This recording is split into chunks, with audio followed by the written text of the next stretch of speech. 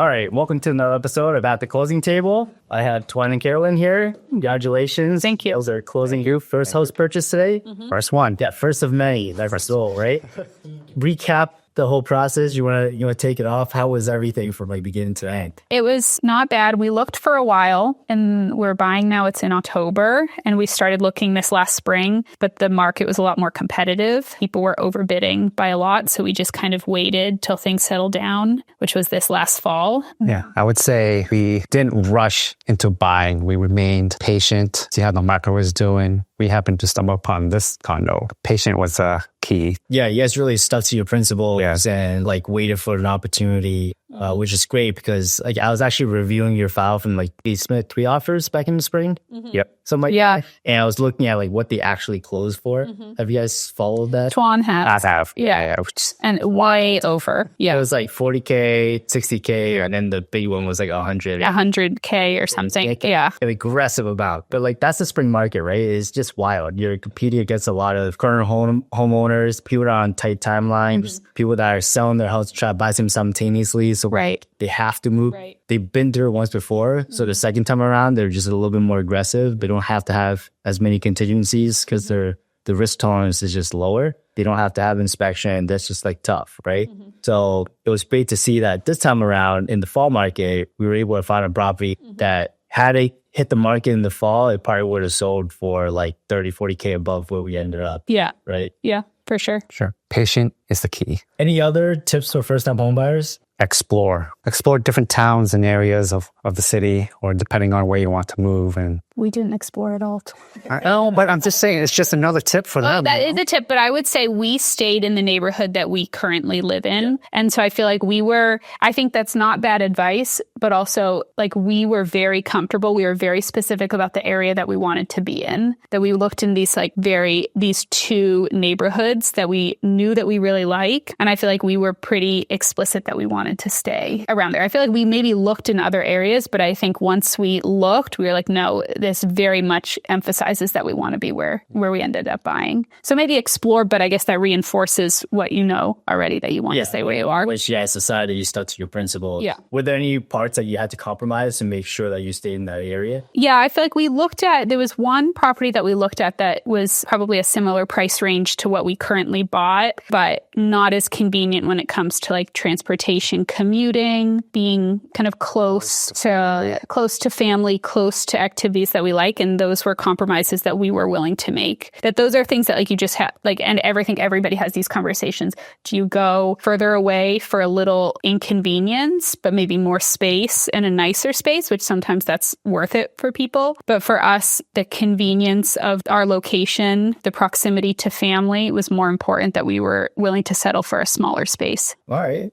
And then getting finance, you guys went to Jared McGuire. Yeah. How was he in this whole process? Yeah, I would say Jared was great. He was pretty responsive, Professional, informed. I would say like we didn't go in with a lot of knowledge about the process. So being able to text you what felt like real dumb questions, because we'd never done this before and it felt like there's a big learning curve. So and Jared, I would say, did the same thing. Yeah. But being able to just have those, like, what's an escrow account? What are these very basic things? I don't know. Title insurance, like what are these things that are kind of the language that gets used in real estate was very unfamiliar to us. Yeah. Google is great, but also just having people that you could ask for a quick answer. Yeah, then Alan, we appreciate your flexibility and just sending you a text over in response right away. Yeah. And that was very helpful. 6 a.m. text messages that you would like respond in like 15 minutes. No, always on my phone. And then for closing side of it and attorney, how was Rick Dunn over at DR Law in this process? Oh, Rick was really Rick easy. was great. He was easy to work with. Yeah, because there ends up being a lot of people that once you put in an offer and it gets accepted, I feel like you kind of get flooded with emails from a variety of people. So sometimes it's hard of keeping track. Well, who are they? What department is this person in? And what paperwork are they referring to? So kind of trying to keep track of who everybody was in this process was a little complicated. But I would say like just stay organized, stay on top of the paperwork. As soon as they ask for paperwork, paperwork. We were very responsive of just submitting it immediately. And I think that helped. And then just having, like, we're pretty big planners. So just having clarity of like what are the expected expenses? What's our monthly expense? What's the HOA? What would be closing costs, which kind of fluctuated based on the property taxes, based on the interest rates, so there was some kind of movement in that, but just knowing kind of the range of those things, that for sure helped. Totally agree. All the above.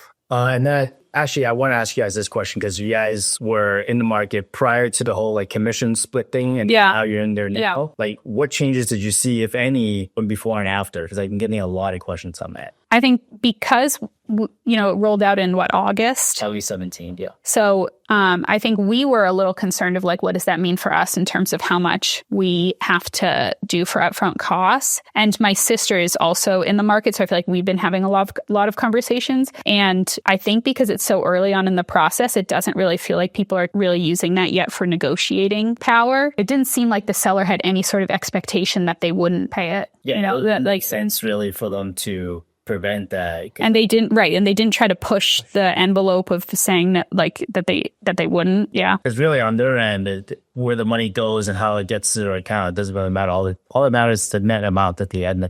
Right. At the end of the day. Right. And especially in like markets, like the ones that we were shopping in, like a lot of first time home buyer, it's a lot of like, it's a smaller condo. So like you're not getting a lot of, it's just like the perfect like first time home buyer area where to expecting to come with closing costs, down payment, and then also the buyer's commission would be almost like, you're just killing all your options for buyers. Right.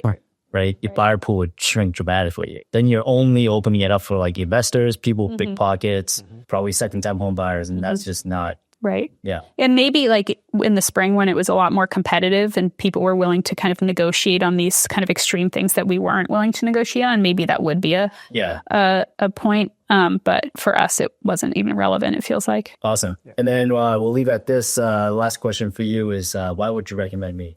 Oh, boy.